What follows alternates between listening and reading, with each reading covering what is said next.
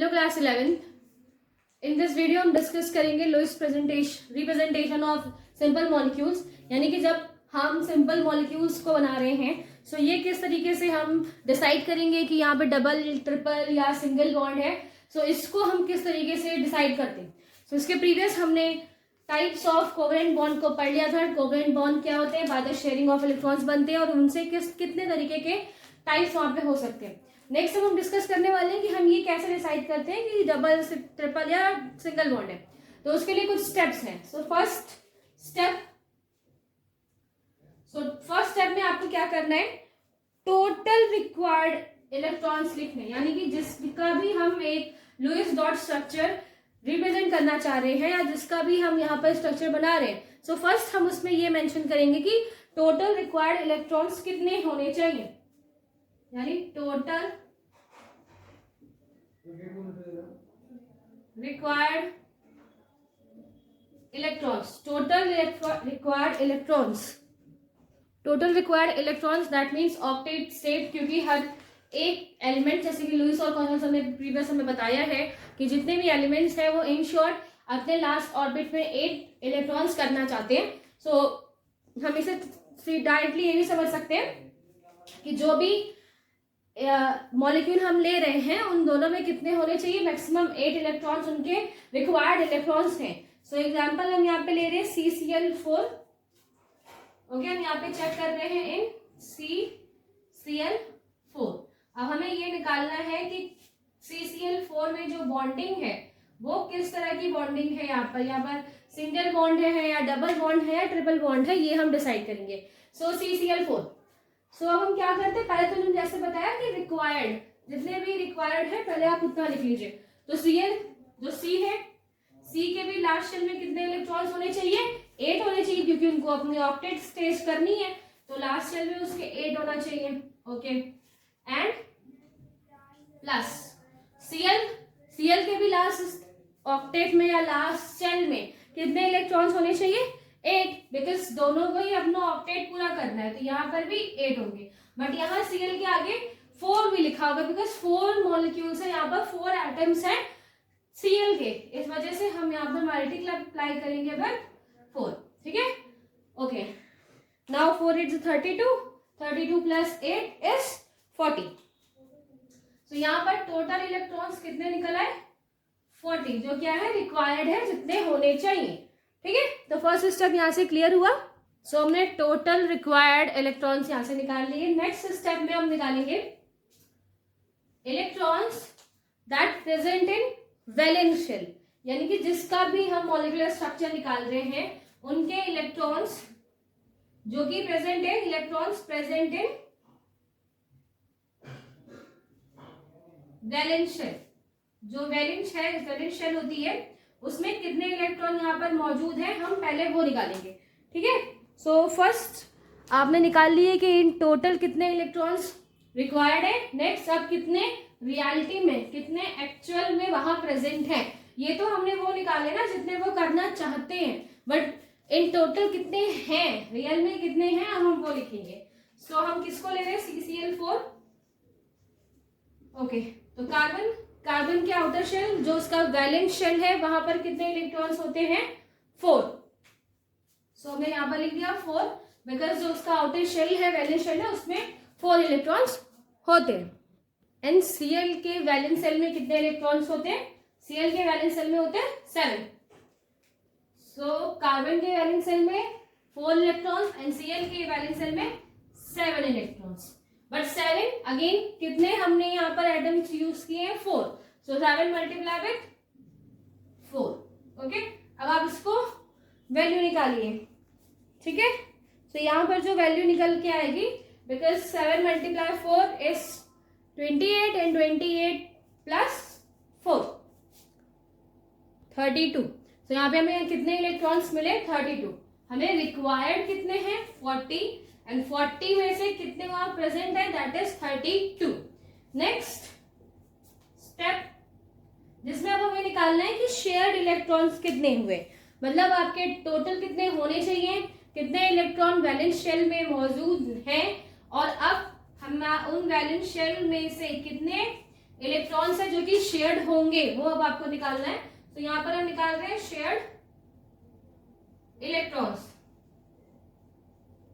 सो shared electrons किस तरीके से निकालते हैं? शेयर्ड इलेक्ट्रॉन्स निकालते हैं बाय द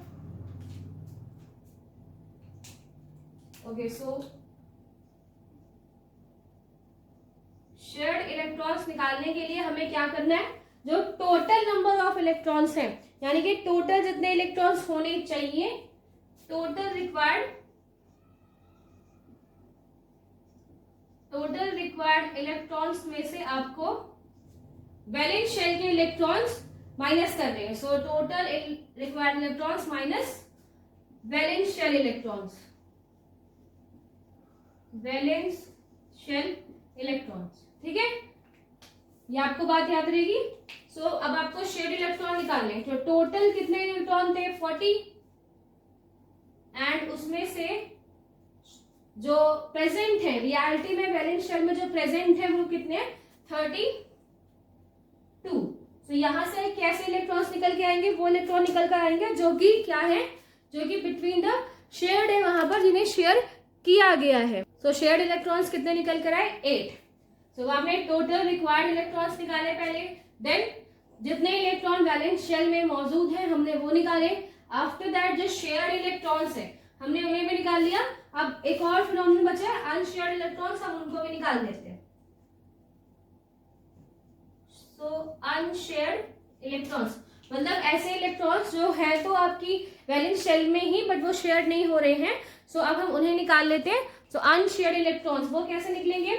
आपको क्या करना है, यहाँ पर अनशेयर्ड इलेक्ट्रॉन्स निकालने के लिए जो वैलेंस शेल के इलेक्ट्रॉन्स हैं, जो वैलेंस शेल के इलेक्ट्रॉन्स हैं, देखो टोटल इतने इलेक्ट्रॉन्स थे वैलेंस शेल में, उसमें से 8 इलेक्ट्रॉन्स कैसे हैं? शेयर्ड फॉर्म में है। तो अब वैलेंस शेल के इलेक्ट्रॉन्स में से जितने शेयर्ड इलेक्ट्रॉन आपने शेयर किए हैं उसको माइनस कर देंगे तो अनशेयर्ड इलेक्ट्रॉन्स निकल कर आ जाएंगे। तो यहाँ पर हम कैसे निकालेंगे? अनशेयर्ड इलेक्ट्रॉन निकालने के लिए क्या करना पड़ेगा? वैलेंस शेल इलेक्ट्रॉन माइनस, सो वैलेंस शेल के इलेक्ट्रॉन्स निकालने के लिए, सॉरी अनशेयर्ड इलेक्ट्रॉन्स निकालने के लिए हमें यहाँ पे क्या करना पड़ेगा? वैलेंस शेल के जो इलेक्ट्रॉन्स है, यानी कि जितने इलेक्ट्रॉन्स आपके वैलेंस शेल में मौजूद हैं उनमें से, बिकॉज इन टोटल इतने इलेक्ट्रॉन्स मौजूद हैं जिसमें से कितने शेयर हो गए? 8 शेयर हो गए।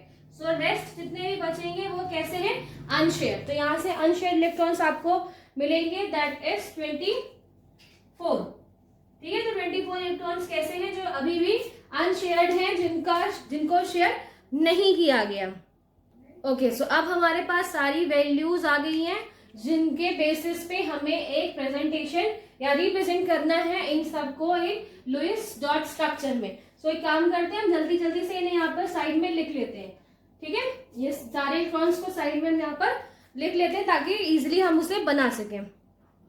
सो जो सारी वैल्यूज हमें यहाँ पर मिली है उन सारी वैल्यूज को हमने साइड में लिख लिया। टोटल इलेक्ट्रॉन्स 40, वैलेंस शेल के electrons 32, share electrons 8 and unshared electrons 24। इन सब को यहाँ पर लिख लिया। अब हम CCl4 का लुईस डॉट स्ट्रक्चर बनाते हैं। सो पहले कुछ बेसिक चीजें आपको याद रखनी है कि जो भी जैसे 2 एलिमेंट्स है यहाँ पर, सो उनमें जो लेस इलेक्ट्रोनेगेटिव होगा, लेस इलेक्ट्रोनेगेटिव जो भी है वहां पर, उन्हें हम कहां पर रखेंगे? At the centre. जितने भी लेस इलेक्ट्रोनेगेटिव होते हैं आर ऑलवेज इन सेंटर,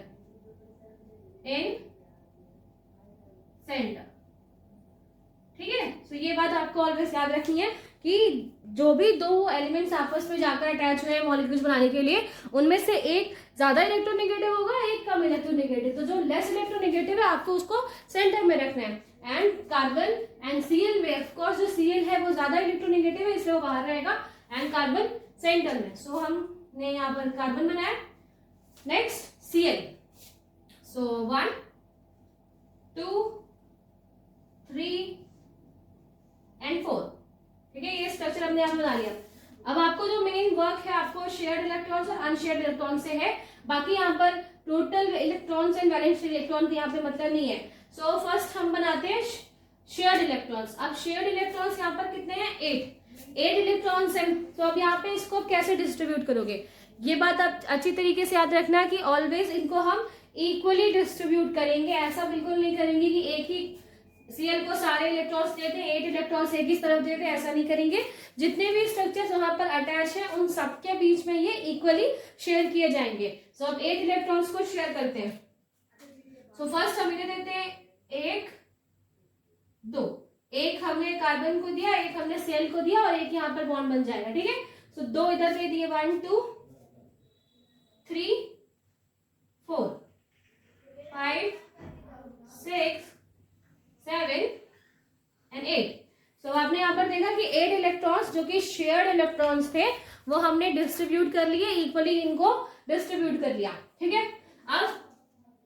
अब क्या करें, अब अगर आप कार्बन के स्ट्रक्चर को देखें, सो कार्बन के पास तो 8 इलेक्ट्रॉन्स कंप्लीट हो गए।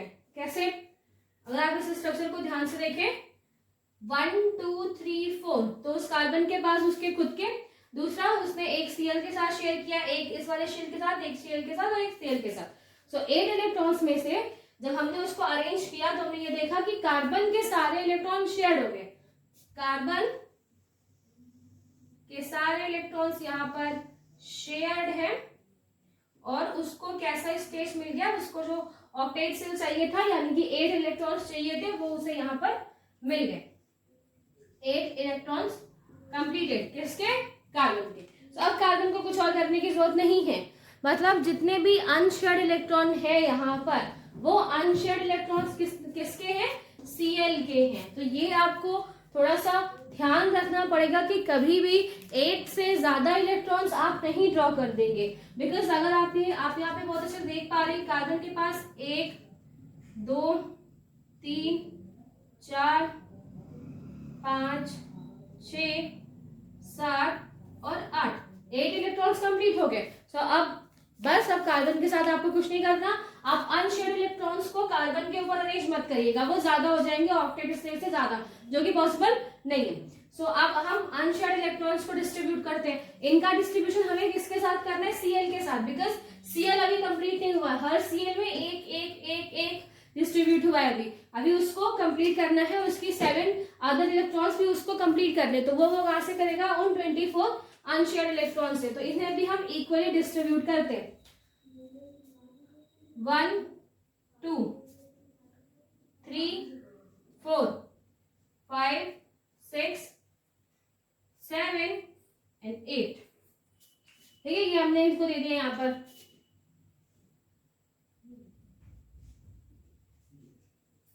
एक ही तरह बना देते हैं जब सब हम बना रहे हैं, ठीक है। 1 2 3 4 5 6 7 8 डिस्ट्रीब्यूट कर लिए। अभी भी वहां पर बहुत सारे 8 9 10 11 12 13 14 15 एंड 16। अभी भी वहां इलेक्ट्रॉन्स बचे, 16 हो गए, 17 18 19 20 21 22 23 एंड 24। सो यहाँ से अब आपने देखा कि हमने क्या किया है, हमने जो अनशेयर्ड इलेक्ट्रॉन्स हैं उसको भी डिस्ट्रीब्यूट कर दिया इस स्ट्रक्चर में, एंड जो शेयर्ड इलेक्ट्रॉन्स थे उनको भी डिस्ट्रीब्यूट किया। अब आपने जब अनशेयर्ड इलेक्ट्रॉन डिस्ट्रीब्यूट किए तो अब आप Cl के स्ट्रक्चर्स को देखिए, वहां पर कितने इलेक्ट्रॉन्स हो गए, 1 2 3 4 5 6 7 एंड दिस 8, 1 2 3 4 5 6 7 एंड 8, 1 2 3 4 5 6 7 एंड 8, ठीक है। वैसा ही एक स्ट्रक्चर यहाँ पर। सो अब इस तरीके का स्ट्रक्चर हमें यहाँ पर देखने को मिलेगा।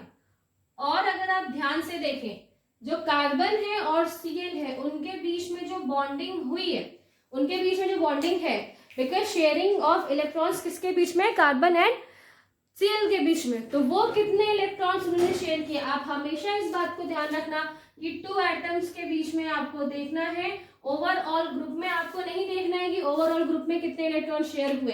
तब आप देखोगे तो आपको लगेगा 4 बॉन्ड्स बने, तो ओवरऑल ग्रुप में नहीं देखिए, 2 एटम्स के बीच में आपको देखना है। तो यहाँ पर भी इस कार्बन और इस Cl के बीच में भी 2 इलेक्ट्रॉन शेयर हुए, मतलब एक सिंगल बॉन्ड बन रहा है। इस कार्बन और इस Cl के बीच में भी 2 बॉन्ड शेयर है, 1 सिंगल बॉन्ड। इस कार्बन इसके बीच में भी 1 single bond and 1 single bond. तो अब आपको दिखाई दे रहा है कि यहाँ पर जो स्ट्रक्चर बना है वो कैसा है, Cl Cl Cl Cl and Cl, इसी को हम क्या बोलते हैं, CCl4। ठीक है, जब आपको समझ में आया कि CCl4 में अगर सिंगल कोवेलेंट बॉन्ड है तो वो किस तरीके से बनाए जाते हैं, एंड किस तरीके से ये डिसाइड हुआ कि CCl4 में सिंगल कोवेलेंट बॉन्ड होते हैं। नेक्स्ट कुछ एग्जांपल्स देखते हैं डबल एंड ट्रिपल बॉन्ड्स के। नेक्स्ट एग्जांपल हम देख रहे हैं CO2 में फर्स्ट, अब आपको स्टेप याद है, मैंने इनको इससे इरेज नहीं किया ताकि ध्यान रहे। सो पहले आपको क्या निकालने हैं, टोटल इलेक्ट्रॉन्स। सो जल्दी से निकाल लेते हैं कि कार्बन एंड ऑक्सीजन में टोटल इलेक्ट्रॉन्स कितने होने चाहिए। सो दोनों को ही अपना ऑक्टेट सेल कंप्लीट करना है। तो कार्बन में भी कितने मैक्सिमम हो सकते हैं, 8 इलेक्ट्रॉन्स, एंड वही ऑक्सीजन में भी कितने मैक्सिमम 8। बट ऑक्सीजन के 2 मॉलिक्यूल्स यहाँ पर यूज किए, इसलिए multiply with 2। So 8 to the 16 and 16 plus 8, सो यहाँ पर क्या आएगा 24 इलेक्ट्रॉन्स। तो यहाँ पर क्या है 24 इलेक्ट्रॉन्स हैं जो कि टोटल रिक्वायर्ड इलेक्ट्रॉन्स हैं। रिक्वायर्ड इलेक्ट्रॉन्स निकाल लिए, अब हम निकालेंगे, ये हमने क्या निकाला है यहाँ पे मेंशन भी कर देते हैं, 24 इलेक्ट्रॉन्स निकाल लिए जो कि टोटल इलेक्ट्रॉन्स है। नेक्स्ट हम निकालेंगे वैलेंस शेल के इलेक्ट्रॉन। सो कार्बन के जो वैलेंस शेल है उसमें 4 इलेक्ट्रॉन्स, ऑक्सीजन का जो वैलेंस शेल है उसमें 6 इलेक्ट्रॉन्स, एंड 6 के बाद 2 लिखा हुआ है बिकॉज 2 मोल्स है वहां पर, इसलिए हम मल्टीप्लाई विथ 2 करेंगे।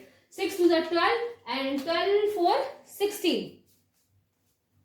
तो यहाँ पर कितने निकल कर आए, 16 इलेक्ट्रॉन्स। मतलब वैलेंस शेल में कितने इलेक्ट्रॉन मौजूद है, 16। हमें रिक्वायर्ड है 24 इलेक्ट्रॉन्स, बट है टोटलिटी एक्चुअल में कितने मौजूद है, 16 इलेक्ट्रॉन्स।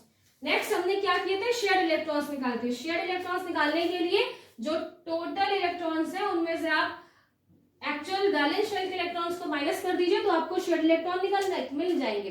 सो अब हम यहाँ पे माइनस करते हैं, 24 माइनस 16, तो आप 24 में से 16 माइनस करेंगे, so we will get 8 electrons. So हमने शेयर्ड इलेक्ट्रॉन्स भी यहाँ से निकाल लिए, वो कितने हो गए, 8 इलेक्ट्रॉन्स है जो कि कैसे शेयर्ड इलेक्ट्रॉन। नेक्स्ट अब हमें क्या निकालने हैं, अनशेयर्ड इलेक्ट्रॉन्स जो कि किसी भी पार्टिसिपेट नहीं कर रहे हैं किसी तरह, तो उन्हें हमें निकालना है। वो मैंने कैसे बताया था कि अब आपको वैलेंस शेल के इलेक्ट्रॉन्स में से जो शेयर्ड इलेक्ट्रॉन्स है आपको उन्हें माइनस करना है, देन आपको अनशेयर्ड इलेक्ट्रॉन्स मिल जाएंगे। वो भी कितने आएंगे, 8। 16 माइनस 8 इज 8 इलेक्ट्रॉन्स। ठीक है, सो अनशेयर्ड इलेक्ट्रॉन्स कितने हो गए, 8।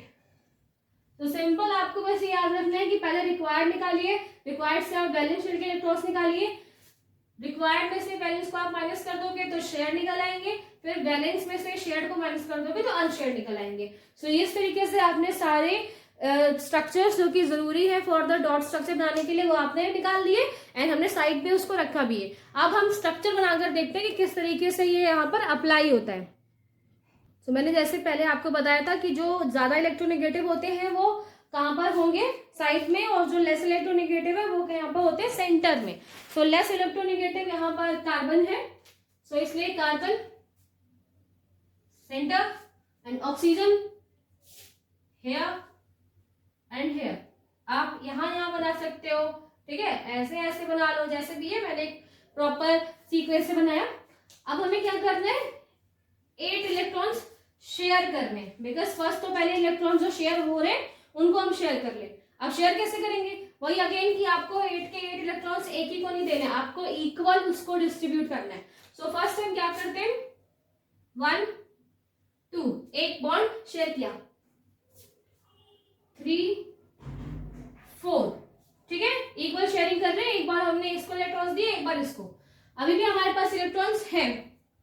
सो 1 2 3 4 5 6 7 एंड 8, ठीक है। अब यहाँ पर क्या हो गया कि आपके 8 इलेक्ट्रॉन्स शेयर हो गए। अब कोई शेयर्ड इलेक्ट्रॉन बचा नहीं है और कोई और एलिमेंट था नहीं जिसको हम दें, सिर्फ ये 2 ही एटम्स यहाँ पर लगे हुए, उन्हीं के बीच में हमें इन शेयर्ड 8 इलेक्ट्रॉन्स को शेयर करना था, हमने इक्वली इनको शेयर कर दिया। अब अगेन आप कार्बन को देखो, फिर से अगर आप कार्बन पर ध्यान देंगे तो उसने तो अपना ऑक्टेट सेल पूरा कर लिया,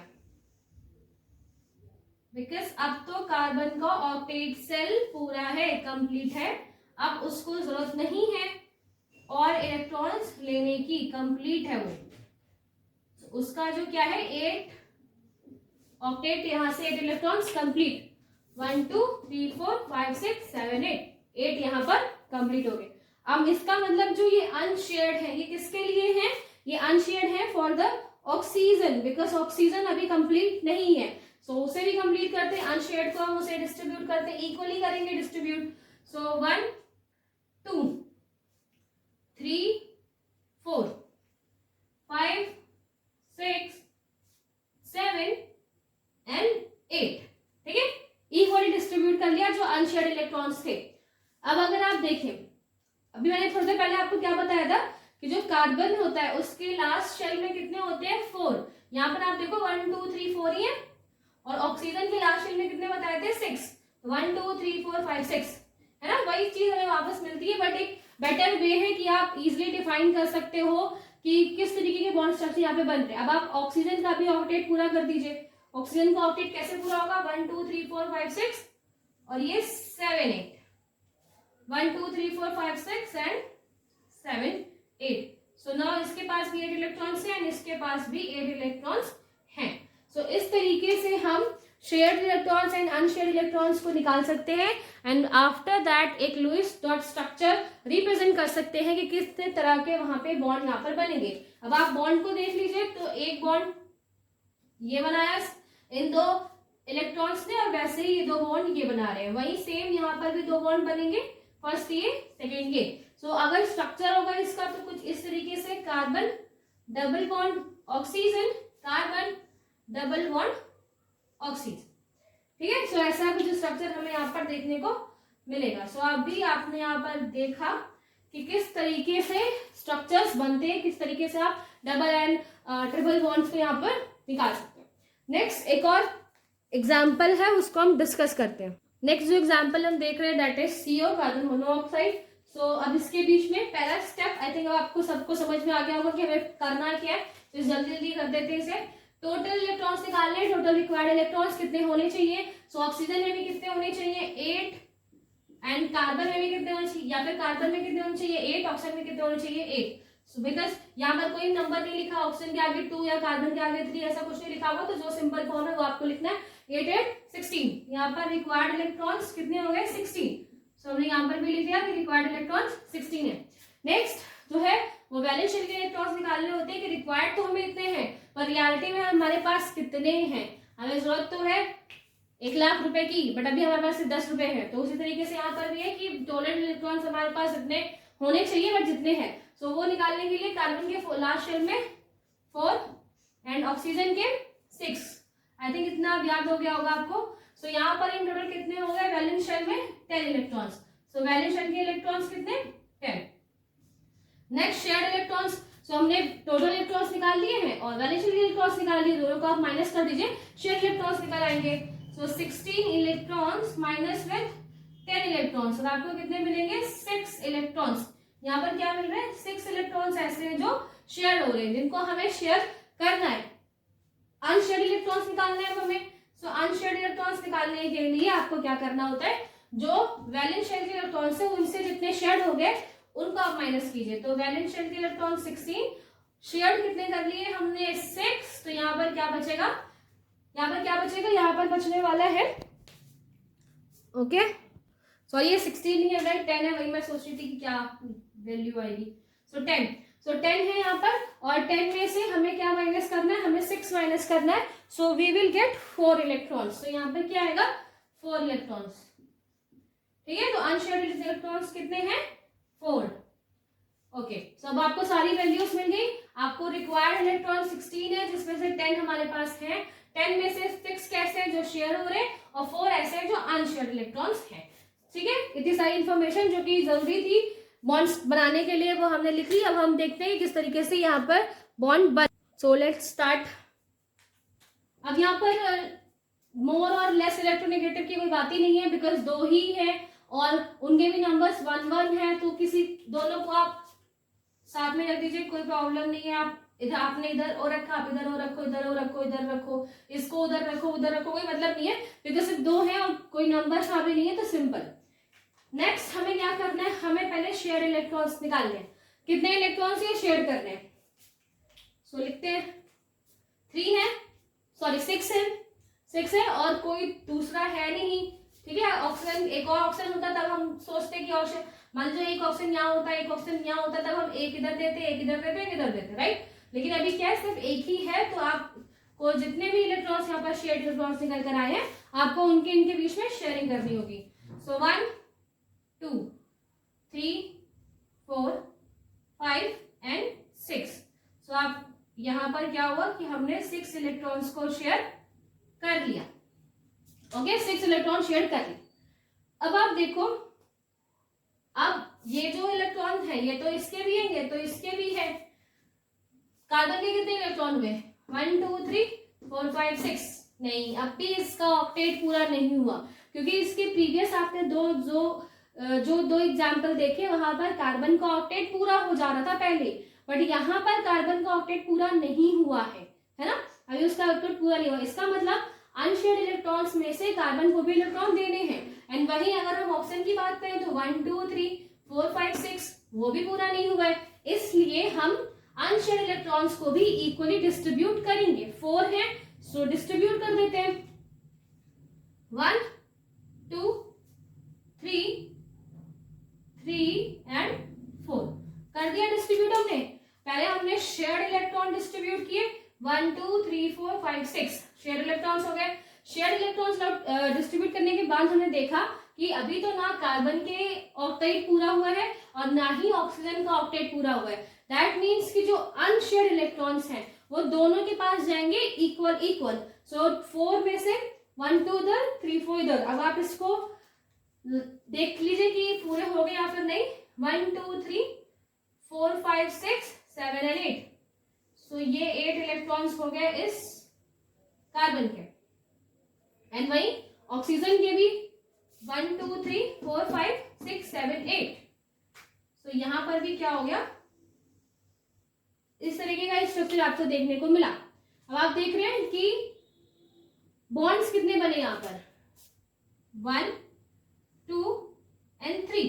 सो दो एटम्स के बीच में आपको कितने यहाँ पर बॉन्ड मिल रहे हैं, दैट इज 1 2 3। ओके, सो यहाँ पे कुछ ऐसा स्ट्रक्चर देखने को मिलता है। सो ये आपने एग्जांपल्स देखे कि किस तरीके से रिप्रेजेंट किया जाता है स्ट्रक्चर्स को। ये ऑल्सो कैसे डिसाइडेड होता है कि ट्रिपल बॉन्ड है या सिंगल बॉन्ड है या डबल बॉन्ड है, वो इस तरीके से हम डिसाइड करते हैं। आई रियली डोंट नो कि आपको इस स्ट्रक्चर में कोई प्रॉब्लम दिख रही है या नहीं दिख रही है, बट मुझे तो एक प्रॉब्लम यहाँ पर दिख रही है। और प्रॉब्लम क्या है? प्रॉब्लम ये है कि बहुत मोस्ट ऑफ द टाइम हमने कार्बन की बात की है और हर बार मैंने कार्बन पे बताया है कि हर बार जो कार्बन है उसके आउटर मोस्ट शेल में 4 इलेक्ट्रॉन्स होने चाहिए, है ना। ऑलवेज मैंने बताया कि कार्बन है उसके आउटर, इसके प्रीवियस वीडियो में प्रीवियस एग्जांपल मैंने आपको दिखाया था कि यहाँ पर 4 हो गए, 4 होने चाहिए थे, 8 हो गए, 8 होने चाहिए थे। तो वैसे अगर आप यहाँ पर देख रहे हैं कि कार्बन के पास मैक्सिमम 4 होने चाहिए थे एंड वहीं ऑक्सीजन के पास मैक्सिमम 6 होने चाहिए थे, है ना। ये तो होने चाहिए थे उनके पास, बट अब यहाँ अगर आप कार्बन के पास नंबर देखिए तो 1 2 3 4 5 कार्बन के पास हो गए 5 एंड वहीं ऑक्सीजन के पास भी क्या है, मतलब इसके पास एक इलेक्ट्रॉन या इसके पास एक इलेक्ट्रॉन बढ़ गया है और इसके पास 1 2 3 4 5 एक इलेक्ट्रॉन कम हो गया है, जैसे उसका नॉर्मल होना चाहिए उसकी वजह से। बट आप ये मत सोचिए कि ये स्ट्रक्चर गलत है या इसमें कोई प्रॉब्लम है, नहीं, स्ट्रक्चर बिल्कुल सही है। आप जो CO है उसके बीच में ट्रिपल बॉन्ड ही होता है। आप कोई भी ये बिल्कुल नहीं कहेगा कि ये स्ट्रक्चर गलत है या स्ट्रक्चर में कोई गलती है, नहीं, बिल्कुल नहीं।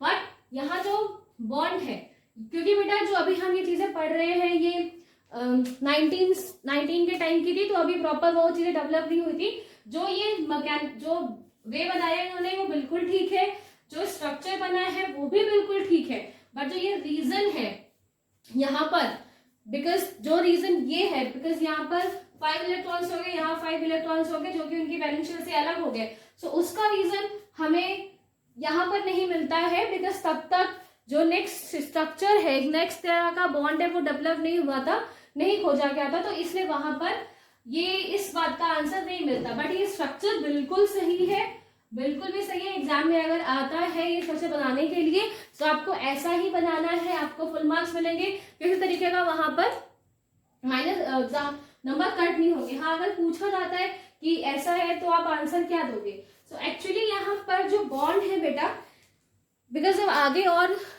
खोज हुई, आगे और ढूंढा गया, तो यहाँ पर जो 2 इलेक्ट्रॉन्स हैं ये तो बिल्कुल शेयर हुए, यानी कि ये जो है ये तो बिल्कुल मैंने शेयर किया, बट जो तीसरा बॉन्ड है वो एक्चुअली शेयर नहीं है, एक न्यू तरह का बॉन्ड है, कोऑर्डिनेट बॉन्ड जिसे हम कहते हैं।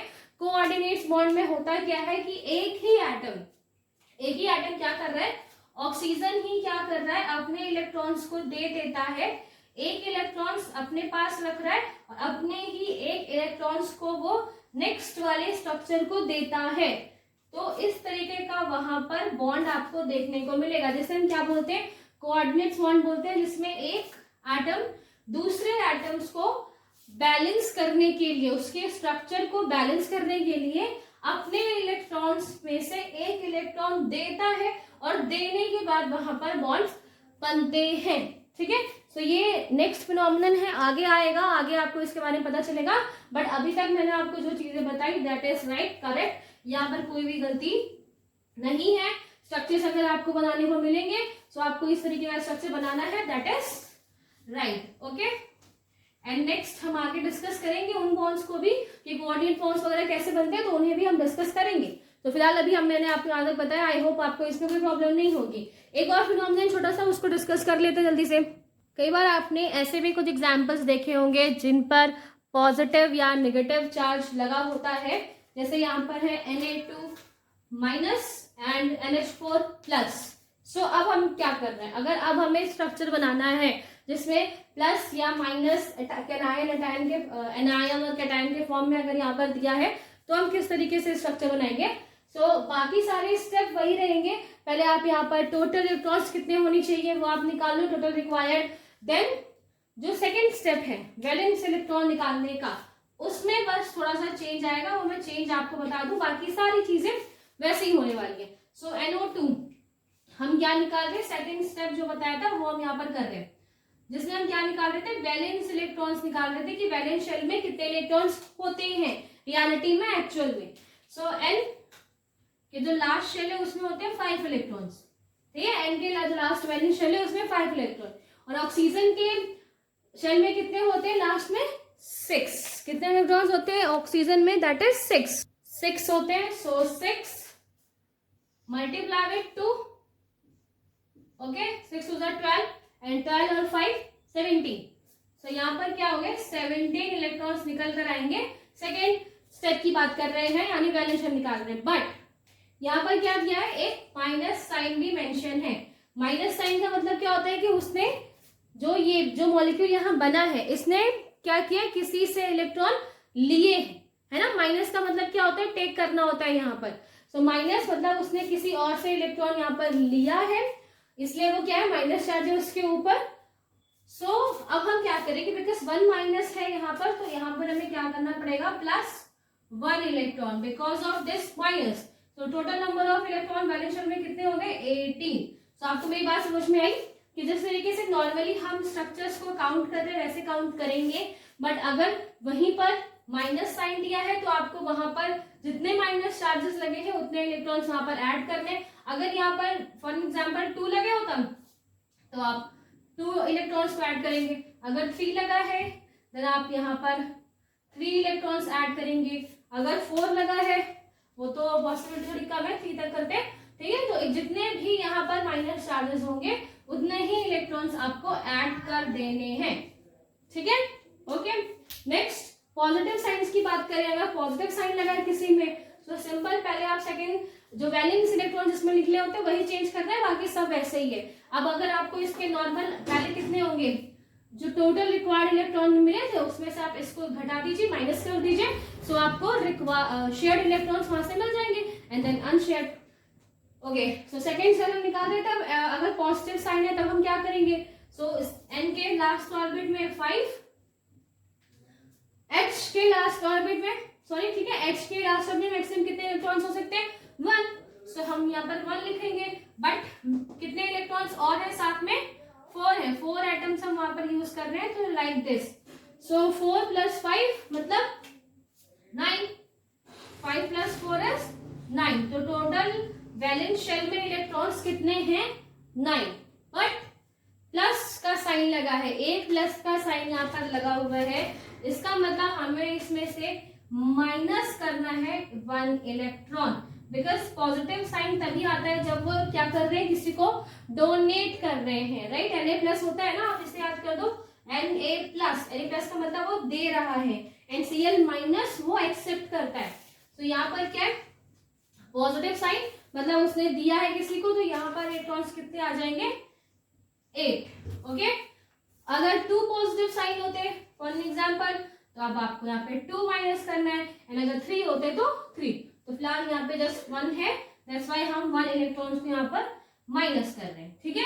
सो अगर ऐसे स्ट्रक्चर्स दिए हैं जहां पर पॉजिटिव चार्ज या नेगेटिव चार्ज दिया है, सो अकॉर्डिंग टू दैट अगर पॉजिटिव चार्ज है सो आपको वहां पर 1 इलेक्ट्रॉन माइनस करना है, वही नेगेटिव चार्ज है सो आपको 1 इलेक्ट्रॉन वहां पर प्लस करना है। तो ये सारे स्टेप मैंने जो भी आपको बताए एंड जिनके थ्रू रिप्रेजेंटेशन करके दिखाया, एंड ऑल्सो अगर केटायन एनायन के फॉर्म में है तो वो किस तरीके से हो सकते हैं।